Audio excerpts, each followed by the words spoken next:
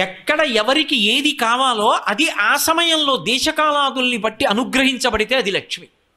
అందుకే భర్తృహరి ఒక మాట అంటాడు, ఆపదలందు ధైర్యగుణమంచిత సంపదలందు దాల్మియున్ భూపసభాంతరాళమున పుష్కళ వాక్యతురత్వ మాజి మహాపటు శక్తియున్ యశమునందనురక్తియు ప్రకృతి సిద్ధగుణంబులు సజ్జనాళికిన్ అంటాడు. ఓ ఆపద వచ్చిందనుకోండి, జీవితం అంతా ఎప్పుడు పువ్వుల పాన్ప అలా ఉండదు. నువ్వు తప్పు చేయకపోవచ్చు, అయినా ఆపద వస్తుంది. మన ప్రమేయం లేకుండా వస్తుంది కాబట్టే దానిని ఆపద అంటారు.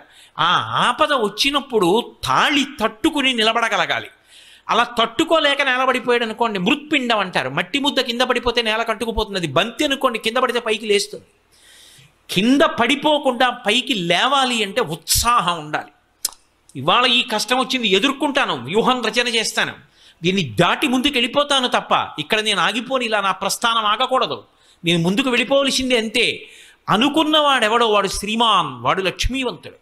అందుకే సుందరకాండలో హనుమ బయలుదేరారు సముద్ర తరణం చేద్దామని. మొట్టమొదట కనపడినటువంటి వాడు మైనాకుడు కనబడ్డాడు.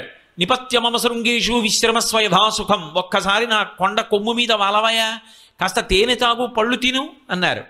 అది సంతోషకారకం. కానీ వెడుతున్న కార్యానికి భంగం ఆగిపోతే ముట్టుకుని వెళ్ళిపోయారు. భయపెట్టేది వచ్చింది సింహిక, ఆయన ఏం బెంగపెట్టుకోలేదు, ఉత్సాహంతో దాటి వెళ్ళిపోయారు.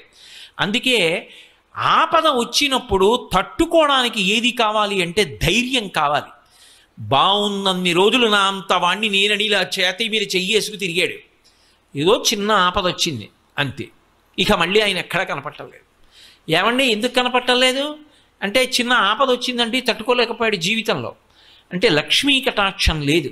మీరు బాగా జ్ఞాపకం పెట్టుకోండి, కాల్చిన తరువాత శోభ కలిగినట్టు కష్టం వచ్చిన తరువాత నిలదొక్కుకు నిలబడగలిగిన శక్తి ఎవరికి వస్తుంది అంటే ఆ తల్లి యొక్క అనుగ్రహం ఎవరికి ఉందో వారికి వస్తుంది.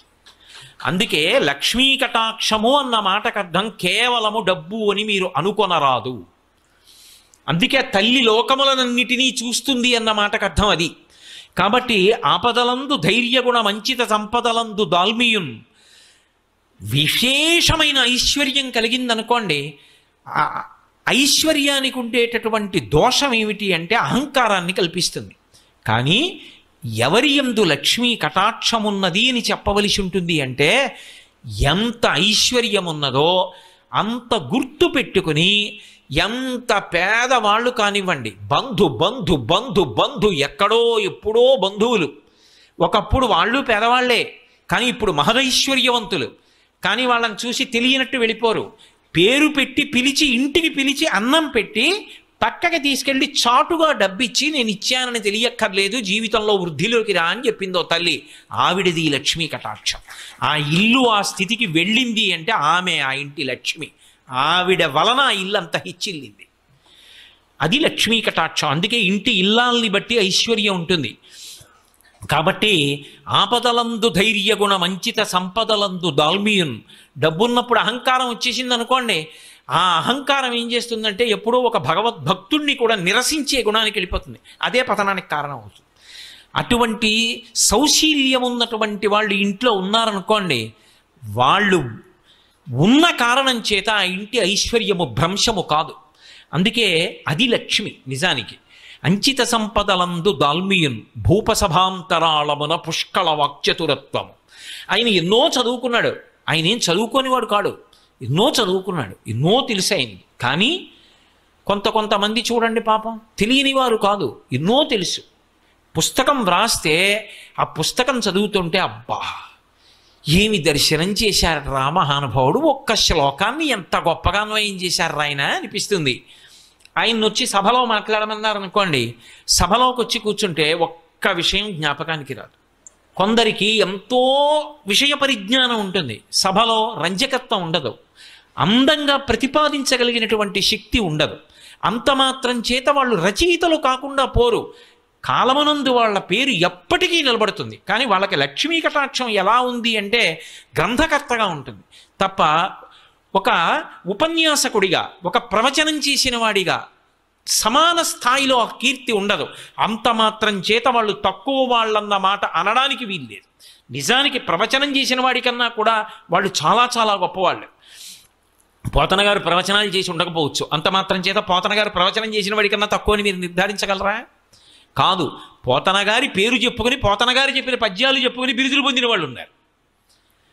పోతన గారి పేరు చెప్పి ఉపన్యాసం చెప్పి ఎంత బాగా చెప్పారండి అనిపించుకున్న వాళ్ళు ఉన్నారు. అది వాడిది కాదు, వండినవారు పోతన గారు, ఆయన యజమాని, వీడు వడ్డించినవాడు. అయినప్పుడు ఆయనే గొప్పవారు. ఆయనది ఆ లక్ష్మీ కటాక్షం, చెప్పుకున్నవాడిది ఈ లక్ష్మీ కటాక్షం. కానీ సభలోకి వచ్చాక జ్ఞాపకం రాలేదనుకోండి, సభలోకి వచ్చాడు, కూర్చున్నాడు, ఏమీ జ్ఞాపకం రావట్లేదు, ఒక్క శ్లోకం గుర్తు రావట్లేదు, ఓ పద్యం గుర్తు రావట్లేదు, ఎందుకు వచ్చాడో గుర్తు రావట్లేదు, ఏం చెప్పాలో గుర్తు రావట్లేదు. అప్పుడు ఎలా ఉంటుంది ఆయన పరిస్థితి అంటే లక్ష్మీ కటాక్షం లేదని గుర్తు. భూపసభాంతరాళమున పుష్కళ వాక్చతురత్వము ఆజిబహాపటు శక్తియును. ఓ యుద్ధానికి వెళ్ళాడనుకోండి, బాహువుల యందు పటుత్వం ఉండాలి, యుద్ధంలో ధైర్యంగా దూసుకుపోయి యుద్ధం చేయగలగాలి. తీరా యుద్ధానికి వెళ్ళిన తర్వాత గోడ కలుక్కుమని నెప్పెడుతోంది అనుకోండి, అసలు చెయ్యెత్తలేకపోతున్నాడు అనుకోండి, ఇంకేం లక్ష్మీ కటాక్షం. ఆజి బాహుపటు శక్తియున్ యశమునందు అనురక్తియు.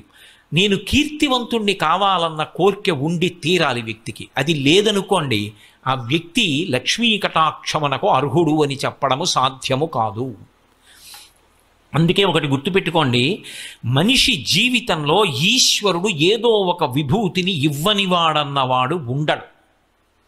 ఏదో ఒక విభూతి ఇవ్వబడుతుంది, ప్రతి వారికి ఇస్తాడు ఈశ్వరుడు. నీకేది ఇచ్చాడన్నది నువ్వు జ్ఞాపకం పెట్టుకోవాలి, నువ్వు తెలుసుకోవాలి. గుప్తంగానో బాహ్యంగానో అరహసి రహసి స్వతంత్ర బుద్ధ్యా అంటారు శంకర భగవత్పాదులు శివానంద లహరిలో. అది అతని జీవితం ఒడ్డెక్కడానికి, అతని జీవితం తరించడానికి కారణమవుతుంది. ఎందరో పెద్దలు ఉన్నారు. డొక్కా సీతమ్మ గారని మా తూర్పుగోదావరి జిల్లాలో ఉండేవారు మహాతల్లి. ఆవిడ ఇంటికొచ్చిన వాళ్ళకి అన్నం పెట్టడానికి అందవేసిన చెయ్యి, అంత ప్రేమతో అంత ఆర్తితో అన్నం పెట్టేది.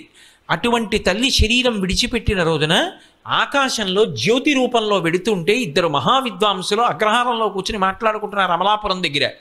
ఆవిడ జ్యోతి వెడుతుంటే చూసి వాళ్ళిద్దరూ లేచి నిలబడి నమస్కారం చేసి, ఎవరో ఒక మహాపురుషుడు శరీరం విడిచిపెట్టాడు, ఊర్ధ్వలోకాలకి జ్యోతి వెళ్ళిపోతోంది అని చెప్పి నమస్కరించారు. భగవాన్ రమణులు శరీరం విడిచిపెట్టినప్పుడు జ్యోతి అరుణాచలానికి గిరి ప్రదక్షిణం చేసి గిరిలోకి ఎలా వెళ్ళిందో, డొక్కా సీతమ్మ గారిలోని జ్యోతి అలా ఆకాశంలో ప్రయాణం చేసి ఊర్ధ్వలోకాలకు వెళ్ళింది. ఎప్పటావిడో కాదు డొక్కా సీతమ్మ గారంటే, ఇప్పటికీ పీగన్నవరం దగ్గర ఆవిడ పేరు మీద అక్విడెక్ట్ ఉంది, ఆవిడ నివసించిన ఇల్లుంది, ఆవిడ అన్నం పెట్టిన గదులున్నాయి. ఆ తల్లి ఈ మధ్య కాలం వారు ఆఖరికి కలెక్టర్ గారితో కబురు చేశారు డొక్కా సీతమ్మ గారికి. ఎవరు?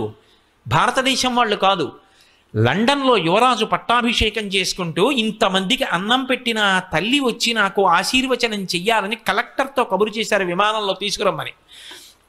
నేను రానన్నారు ఆ తల్లి. రానంటే ఆవిడ చిత్రపటం గీయించి పంపించమని డొక్కా సీతమ్మ గారి చిత్రపటాన్ని పక్కన పెట్టుకుని ఆవిడ పాదాలకు నమస్కారం చేసి వైస్రాయిగా పట్టాభిషేకం పొందాడు. అది ఈ దేశ ఔన్నత్యం. దానం చేసి, అన్నదానం చేసి డొక్కా సీతమ్మ గారు ఆ స్థాయిని పొందారు. తరించడానికి కారణం కాలా? ఒక గృహస్థుగా ఆఖరికి అమ్మ అన్నం తినేసి వచ్చామమ్మా, కడుపు నిండుగా ఉంది తల్లి, ఒక్కసారి మిమ్మల్ని చూడ్డానికి వచ్చామంటే ఆవిడ ఏం చేసేవారు ఒకటి తెలుసా? చెయ్యి చాపరా అని వచ్చిన వాళ్ళందరికీ కాస్త చింతకాయ పచ్చడి వేసి నాకమని మంచినీళ్ళు ఇచ్చేవారు. ఆవిడ చేత్తో చేసిన చింతకాయ పచ్చడి అంత రుచిగా ఉండేది, తప్ప పెట్టకుండా పంపించేవారు కాదు. ఇంటికి వస్తే ఏదో ఒకటి పెట్టి పంపించాలి. ఆవిడ ఆర్తి చివరికి ఏమైందంటే ఐశ్వర్యం అంతా అయిపోయింది, ఏమీ లేదు. భర్త గారు బాధపడ్డాడు. ఎందుకు బాధపడతారు? మనం చేసేది మంచి పని, పరమేశ్వరుడు చేయిస్తాడన్నారు. పొలం దున్నుతుంటే బిందెలు దొరికాయి, బిందెల్లో బంగారపు కణికలు దొరికి ఆవిడ చేసిన అన్నదానం కొనసాగింది. ఈశ్వరుడు కాపాడలా? కాబట్టి విభూతి ఇవ్వబడని వాడు లోకంలో ఉండడు, నువ్వు గుర్తించాలంతే. దాని పీక నొక్కేస్తే ఈశ్వరుడు ఏం చేస్తాడు? ఇచ్చాడు, దాన్ని నేను తెలుసుకోను, దానితో నాకు సంబంధం లేదు, నాకు దాచుకోవడం ఒక్కటే నాకు కావాలి, నాకు తరించే మార్గం అక్కర్లేదంటే ఆయన ఏం చేస్తాడు? మనలో నిజంగా అనుకుంటే ప్రతిరోజు వచ్చి గుడి తుడుద్దామంటే తుడవడం కష్టమైన వాళ్ళం ఎంతమంది ఉంటాం? వారానికి ఒక్కసారి గుళ్ళో బట్టలు తీసుకెళ్ళి ఉతికి ఆరేసి పట్టుకొచ్చి ఇస్తామంటే కష్టమైపోయిన వాళ్ళం ఎంతమంది ఉంటాం? అది కష్టమా?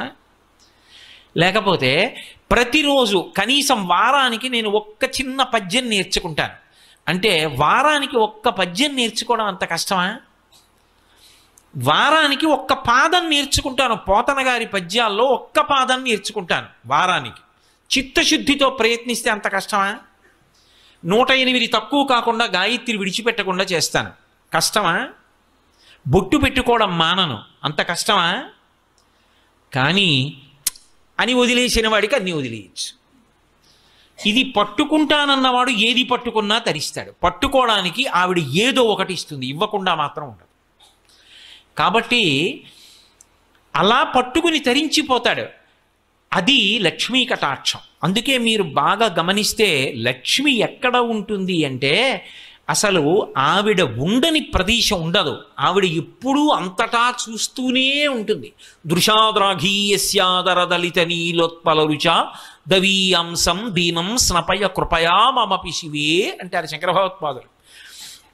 అటువంటి తల్లి యొక్క చూపు పడలేదనుకోండి, సారహీనమైపోతుంది అంతే దేశం. ఆ తల్లి అనుగ్రహాన్ని కోల్పోయారనుకోండి, జాతి జాతి నిర్వీర్యమైపోతుంది. లక్ష్మీ కటాక్షం లోపించిందే అని గుర్తేమిటంటే ఒకరికి డబ్బు లేకపోవడం కాదు. మీరు బాగా ఈ విషయాన్ని దృష్టిలో పెట్టుకోవాలి. ఒక వ్యక్తి సమస్యగా అయితే వ్యక్తికి ఒకడికే దరిద్రం.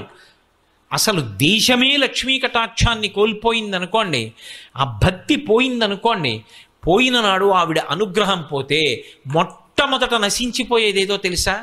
ఉత్సాహం నశించిపోతుంది, జడత్వం వస్తుంది. అందుకే జడత్వాన్ని ఎవరు తీసేస్తారు అంటే మళ్ళీ అమ్మవారే తీస్తుంది.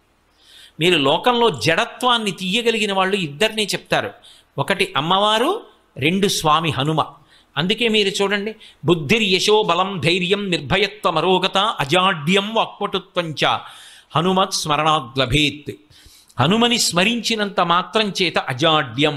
అమ్మవారి పాదాలు పట్టుకుంటే అవిద్యానామంతస్తిమిరమిహిరోద్వీపనగరి జడానాం చైతన్యస్తపకర్మకరంద శృతిశరీ దరిద్రాణం చింతామణి గుణనిక జన్మజలధౌ నిమగ్నానాం దంష్ట్రామురరిపు వరాహస్య భవతి. జడత్వం అంటే ఏమిటో తెలుసా? అన్నీ వింటాడు, ప్రతిస్పందన ఉండదు. వింటాడు, గంటల గంటలు వింటాడు, రోజులు రోజులు వింటాడు. తాను విని చేసినది అన్నది ఏదీ ఉండదు. శృణ్వంతప, ఆ వినడం మీద అనురక్తుంది, అంతవరకు మంచిది అనుకోవాలి తప్ప ప్రతిస్పందించి చేసింది ఉండదు. మీరు చెప్పండి ఊ అండవు, ఓ అండవు, నేను చేస్తాననడు, చెయ్యనండవు. రేపటి నుంచి ఒక్క గుడికి ఎదురుగుండా ఉన్నావురా, ఒక్కసారి అలా వెళ్ళి ప్రదక్షిణం చేసిరారా అంటాడు. లేవడు, వెళ్ళడు, గుళ్ళోకి వెళ్ళడు, ప్రదక్షిణం చేయడు, నమస్కారం చేయడు. జడత్వం అంటే అలసత్వం. దీన్ని ఎవరు పోగొడతారంటే అమ్మవారు పోగొడుతుంది. అందుకే అది సామూహికంగా అందరికీ కలిపి లక్ష్మీ కటాక్షం ఏమి అంటే ఉత్సాహం. దేశ పౌరుల యందు ఏదైనా సరే మేము సాధించగలం, మేమందరం నడుం కట్టుకుని ముందుకు వెళ్ళిపోతాం అని అందరూ కలిసి నిలబడగలిగిన ఉత్సాహం ఉందనుకోండి, ఏటికి ఎగసన్నా ఒకడు లాగితే 1,00,000 మంది దిగసన్నా లాగారనుకోండి, ఇంకా ఎలా వృద్ధిలోకి ఎడుతుంది? చెయ్యి కలిసి నడుద్దాం అన్న ఉత్సాహం ఉందనుకోండి, అది లక్ష్మి. లక్ష్మీ కటాక్షం తరిగిపోతోందని గుర్తేమిటో తెలుసా? అసలు ఏ ఉత్సాహం లేకుండా జడత్వంతో ఉండిపోతే లక్ష్మీ కటాక్షం లుప్తమైపోతోంది అని గుర్తు. అందుకే మీరు కొంచెం జాగ్రత్తగా గమనించండి. ఎప్పుడైనా పౌరాణిక వాంగ్మయాన్ని మీరు పరిశీలిస్తే లక్ష్మీ కటాక్షము తొలగిపోయినది అనడానికి కొన్ని సూచనలు చెప్తారు. ఇదిగో లక్ష్మి లేదిప్పుడు, లక్ష్మి ఎందుకు వెళ్ళిపోతుందో చెప్తారు, లక్ష్మి మళ్ళీ ఎలా వచ్చిందో చెప్తారు, లక్ష్మి ఏ కారణం చేత వెళ్ళిపోతే ఆ స్థితి ఎలా ఉంటుందో చెప్తారు. ఇవి ఎందుకో తెలుసా? పురాణం వేదానికి భూతద్దం. నీ జీవితాన్ని నువ్వు గమనించుకో జాగ్రత్తగాని. ఇంద్రుడు అంటేనే మనకేం గుర్తొస్తుంది? స్వర్గలోకాధిపతి. ఆయన అనుభవించినటువంటి ఐశ్వర్యం ఉండదు, అంతటి ఐశ్వర్యం అయింది. ఆ ఐశ్వర్యం ఎవరిచ్చారు ఆయనకి? అమ్మవారిచ్చింది. శంకర భగవత్పాదులు కనకధారా స్తోత్రం చేస్తూ విశ్వామరేంద్ర పద విభ్రమదాన దక్షం ఆనందహేతురధికం మురవిద్విషోపి ఈశన్ నిశీతతు మయీక్షణమీక్షణార్థ ఇందీవరోదర సహోదరమిందిరాయా అన్నారు. విశ్వామరేంద్ర పద విభ్రమదాన దక్షం ఆనందహేతురధికం మురవిద్విషోపి ఈశన్ నిశీతతు మయీక్షణమీక్షణార్థ. దేవేంద్రుడంతటి వాడికి ఇంద్ర పదవిలో కూర్చోగలిగినటువంటి స్థితిని, అంతటి ఐశ్వర్యాన్ని ఎవరిచ్చారు అంటే ఆ తల్లి తన చూపుల చేత అనుగ్రహించింది. దేవేంద్రుడంతటి వాడికి ఇంద్ర పదవిలో కూర్చోగలిగినటువంటి స్థితిని, అంతటి ఐశ్వర్యాన్ని ఎవరిచ్చారు అంటే ఆ తల్లి తన చూపుల చేత అనుగ్రహించింది.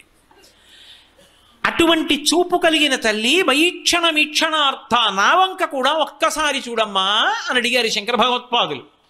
తన కొరకు కాదు, బ్రహ్మచారి పేద బ్రాహ్మణి కోసం అడిగారు. ఆ తల్లి అనుగ్రహ కటాక్షం కలిగింది, ఇంద్రుడు ఐశ్వర్యాన్ని పొందాడు.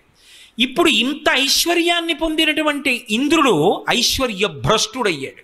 దేనికి భ్రష్టుడయ్యాడు? ఒక్క కారణం చేతనే పోయింది ఐశ్వర్యం, ప్రసాద తిరస్కారం. ప్రసాదమును తిరస్కరించడం అనేటటువంటి లక్షణం కానీ ఏర్పడిందా, అది ఉపద్రవాలకి గుర్తు. దేశంలో భగవత్ ప్రసాదము అని పట్టుకొచ్చి ఇస్తే మాకు అక్కర్లేదు అని తిరస్కరించేటటువంటి బుద్ధి ప్రబలమైపోతే, ఈశ్వర ప్రసాదమునకు గౌరవం తగ్గిపోతే, కాళ్ళకి చెప్పులున్నాయన్న మాటతో కూడా సంబంధం లేకుండా ప్రసాదం నోట్లో వేసుకోవడం మొదలు పెడితే, నేను ఇంకా కొంచెం ముందుకు వెళ్ళవలసి వస్తే అటువంటి ప్రదేశాల్లో ప్రసాదం పంచి పెట్టడం కూడా తప్పు. ప్రసాదం ఎక్కడివ్వాలో అక్కడ ఇవ్వాలి. ఒక దేవాలయానికి వచ్చి మీ అందరూ కూర్చున్నారు, ఇక్కడ ప్రసాదం ఇవ్వాలి.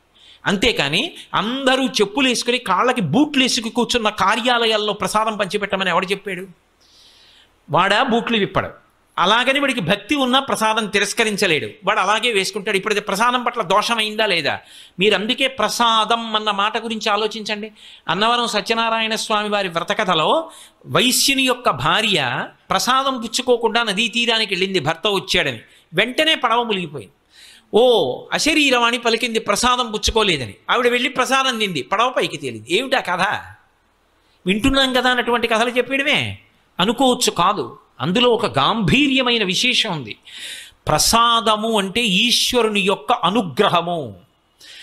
ఏ ఇంట ప్రసాదం తింటున్నాడో ఆ ఇంట లక్ష్మి ఉంటుంది. ఇది మీరు బాగా పట్టుకోవాలి. ఆ ఇంట తింటున్నది ప్రసాదం. అందుకే ఈ రాష్ట్రంలో ఒక అలవాటు ఉంది, ప్రత్యేకించి పేరు కూడా ప్రసాద్ అని ఉంటుంది. ఈశ్వర ప్రసాద్, వెంకటేశ్వర ప్రసాద్, లక్ష్మీ ప్రసాద్ అంటే వాళ్ళ ప్రసాదం వీడు. జీవితము ప్రసాదము కావాలి. నేను రాత్రి పడుకుంటున్నాను అనుకోండి, 11 మాటలు శివనామం చెప్పి నాకు నిద్ర పట్టాలని ప్రార్థన చేసి పడుకోవాలి. నేను నిద్ర లేస్తున్నాను అనుకోండి, 3 మాటలు శ్రీహరి శ్రీహరి శ్రీహరి అని చెప్తూ లేవాలి. ఎందుకనంటే జాగృతి యందు ఇంద్రియములకు అధిపతి అదోక్షజుడు శ్రీ మహావిష్ణువు, ఆయన నామం చెప్పి లేవాలి. పరమశివుడు నిద్రాకాలిక సుఖాన్నిచ్చి మళ్ళీ అన్ని అవయవాలకి శక్తినిస్తాడు, ఆయన నామం చెప్పి పడుకోవాలి. నిద్ర ప్రసాదం, లేచి పని చేస్తే ప్రసాదం. అన్నం తినేటప్పుడు నేను తింటున్నానని తినరు. ఇది ఈశ్వరుడు నాకు అనుగ్రహించాడు. ఈ పదార్థం దొరికేట్టు చేసినవాడు వాడు, వాడి శాసనానికి అగ్ని వండింది. ఈ నీళ్లు వాడి శాసనం వల్ల దొరికే. నేను తింటే రుచి వాడి అనుగ్రహం. లోపలికి వెళ్ళిపోయిన తర్వాత అన్ని పదార్థాలు కలిసిపోయినా వాడు అగ్ని రూపంలో ఉండి పచనం చేస్తున్నాడు, శక్తిగా మారుస్తున్నాడు. కాబట్టి వాడికి చెప్పి తింటాను, యజ్ఞం కింద తింటానని నీతి మితుకులు పట్టుకుని నాలిక మీద పట్టుకుని నోట్లో వేసుకుంటారు. చొక్కా బనీను లేకుండా తినడానికి కారణం అది. చొక్కా బనీను ఉందనుకోండి, ఉంటే ఎలా పుచ్చుకుంటారు? హవిస్సు అగ్నిహోత్రంలో పురుషుడికి అధికారం ఉండదు. అందుకని తీసి ఉత్తరీయం 1 వేసుకుని 5 మాటలు స్వాహాకారంతో నాలిక మీద పెట్టుకుని పంటితో నవలకుండా లోపలికి మింగుతాడు. ఇప్పుడు ఆయన జన్మ తరించింది. ఆయన ఎక్కడున్నాడో అటువంటి వాడు, వాడి వలన ఆ ఇల్లు వంశం వృద్ధిలోకి వస్తాయి. బనీని నిన్ను కాపాడుతుందా, చొక్కా కాపాడుతుందా? ఇది కాపాడుతుంది. దీని విలువ తెలుసుకున్ననాడు దాని ముందు నీ బనీని ఎంత, నీ చొక్కా ఎంత. ఆచారకాండ అందుకొచ్చింది, ఉత్తినే రాలేదు. కాబట్టి ఇప్పుడు అలా తిన్నాడు, ఏదో పని మొదలెడతాడు, ఈశ్వరుడికి చెప్తాడు, పని పూర్తయింది, ఈశ్వర మీ అనుగ్రహం, పని పూర్తయింది అంటాడు. ఇప్పుడు అసలు ఆయన జీవితంలో ప్రసాదం కానిది ఏదుంది? ఆఖరికి మృత్యు వచ్చి కబళించేస్తోంది. ఈశ్వర మీ అనుగ్రహంతో ఇన్నేళ్లు శరీరంలో ఉన్నా, కొడుకుల్ని చూశా, కోడళ్ళను చూశా, కూతుళ్ళు, అల్లుళ్ళు, మనవలు, ముని మనవలు చూశా, మీ అనుగ్రహంతో ఏదో బ్రతికున్నన్నాళ్ళు మీ గురించి చెప్పుకున్నా, ఇది వదిలిపెట్టేస్తున్నాను, ఈ తోలుతిత్తి మీ పాదపంజరంలోకి వచ్చేస్తున్నాను, ఎక్కువ ఆయాసం లేకుండా విడిపించేయండి అని నమస్కరించి దీన్ని కూడా ప్రసాదంగా వదిలిపెట్టేస్తాడు. ఇప్పుడు అసలు జీవితమే ప్రసాదం. ఇప్పుడు ఆ ప్రసాద బుద్ధితో అనుభవించినంత కాలం ఈశ్వరుడి అనుగ్రహం ఉంటుంది. ప్రసాద బుద్ధి పోయింది, ఇదంతా నాదే, తొలగిపోతుంది ఆవిడ. నీదేగా, ఏది సంపాదించి చూస్తాను, ఏది నిలబెట్టుకో, ఏది ఈ గుణములను సంతరించుకో, కీర్తి సంపాదించుకో చూస్తాను అంటుంది ఆవిడ. చిన్న వైక్లభ్యం ఒకటి వచ్చింది అనుకోండి, అక్కడతో అయిపోయిందండి. కంఠంలో జీర వచ్చిందనుకోండి, గట్టిగా మాట్లాడితే కంఠంలో పోటు వస్తోంది, ఏది ఏం మాట్లాడతాడు, అయిపోయిందా అక్కడతో కీర్తి. బతికున్నంత కాలం ప్రతిరోజు వాక్సుమములను సమర్పించాడు. దేనివల్ల? ఇది ఆవిడ ప్రసాదం అని చెప్పుకున్నాడు, ఆవిడ అనుగ్రహం నా చేత చేయించిందని చేశాడు. ఆఖరి ఊపిరి వరకు ఆవిడ చేయిస్తూనే ఉంటాడు. పాత్రత దేని చేత? ప్రసాద బుద్ధి చేత. ఇది బాగా తెలుసుకోవాలి. ఇది మొదటి లక్ష్మీ కటాక్షం అని చెప్తుంది శాస్త్రం. అసలు ఈ బుద్ధి నిలబడితే వాడికి లక్ష్మీ కటాక్షం ఉన్నది అని గుర్తు. అందుకే కళ్యాణి బతగాదీయం లౌకికీ ప్రతిభాతిమా ఏతి జీవంతిమానందో నరం వర్ష శతాదపి అంది సీతమ్మ. ఇవాళ పూజ చేసేయండి, రేపు పొద్దున మీ ఇంట్లోకి లక్ష్మి నడిచి వచ్చేస్తుందంటే అంతకన్నా అబద్ధం ఇంకోట్లేదు. అది కాదు లక్ష్మీ కటాక్షం అంటే. నీకు లక్ష్మీ కటాక్షానికి కారణాన్ని నువ్వు తెలుసుకోవాలి. ఆ కారణం తెలుసుకుని రమించి నువ్వు పూజ చేయాలి. ఆ బుద్ధితో నిలబడాలి. అది ప్రసాదం అవుతుంది. అందుకే చూడండి, ఇప్పుడు పాత్రత అంటే అసలు వీడికి ఇది ఇవ్వవచ్చు, ఆవిడ దేని చేత చూస్తుంది అంటే వీడి బుద్ధి ఎటువంటిది. ఆ ప్రసాద బుద్ధి ఉంది, ఆవిడ అనుగ్రహిస్తుంది.